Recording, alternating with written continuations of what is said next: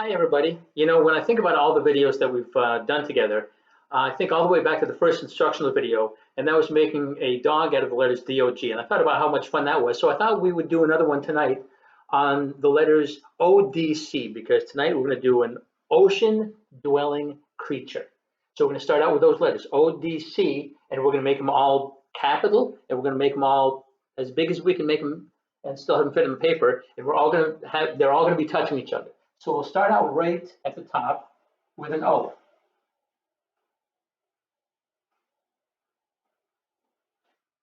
And then I'm going to make a capital D. And again, remember that my capital D is going to be touching my O. So I've got my ocean, dwelling, and for creature,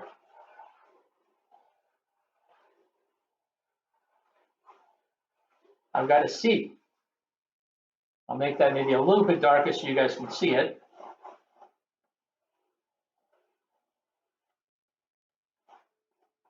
You know what kind of ocean creature it is? Well, maybe it needs a little bit more detail. So I'm going to give a little bit of a circle right here, much smaller, but right here, and then I'm going to connect it from the bottom of my circle like that, and then from the top of my circle, I'm going to give it a little bit of a curve like that.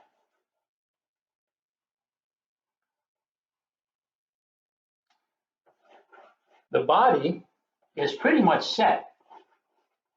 All I have to do now is to make the tail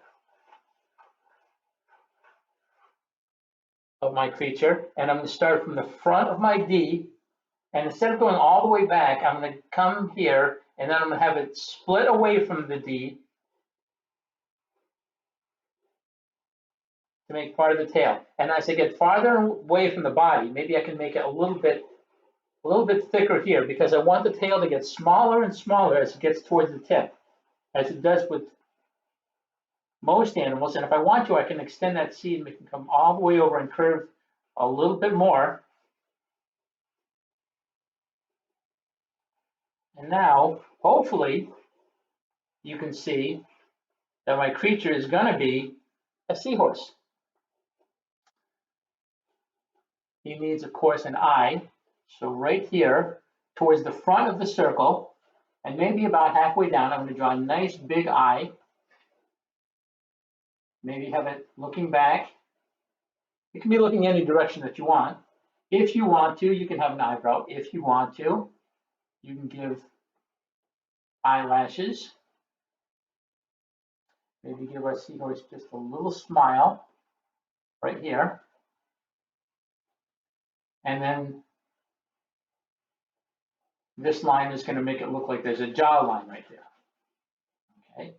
Now in the middle of the body, we're going to do maybe 4 lines.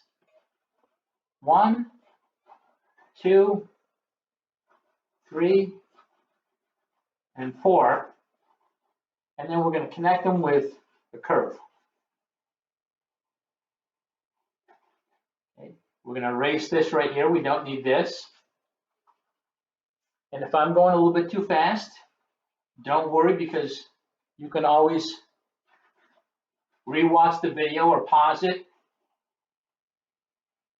Or more importantly, your drawing, again, doesn't have to look like mine. I mean, it should, don't get me wrong, but it doesn't have to. Okay, now maybe a little bit of detail might make our swordfish or our seahorse look a little bit more interesting. So what are some things we can do? Well, we can maybe put a little bit of a crest right here, just to give us an opportunity to add a little bit more color up there. Maybe down here, we can add some spikes that start small, not very big, and then they get smaller and smaller. They get small, then bigger, towards where the body's fatter, and then near the end of the tail it gets really small. And I'm going to connect them with a curved line, curving them like this. Now this is a detail that I like. You don't have to add this detail. You don't have to have these dragon-like details in the back of your seahorse if you don't want to, but I kind of like the way it looks, so I'm going to put it. And maybe one line that goes right down the middle of the body, and goes all the way down, right through the middle of the tail. Maybe all the way down, and maybe just part of the way down.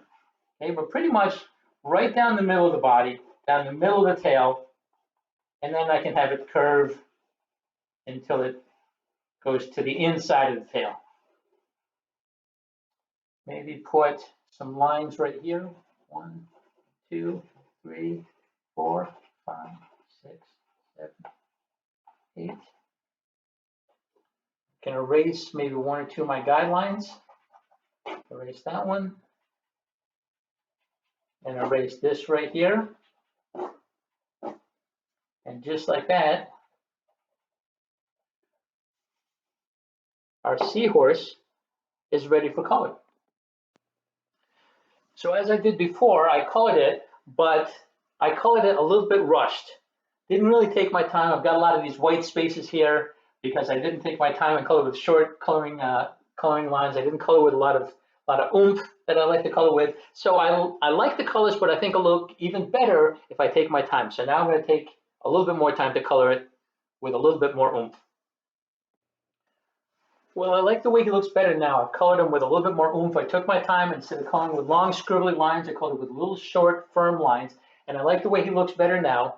But I'm going to add one more detail to give him, again, a little bit more oomph. So why don't we do that now? So I put just a few lines to help define those lines a little bit and give the whole drawing a little more what? Sorry, a little more oomph. So my seahorse is finished. I hope you have a good time watching this video. I hope you have a good time drawing your seahorse and that you send it with me. Now this seahorse drawing is actually part 1 of a 2-part assignment. And if you come back and check out our videos tomorrow, you'll see what part 2 is all about. And I think it's something you guys will find very interesting. So until we do connect again, just stay creative, stay positive, and most importantly, be good. We'll see you.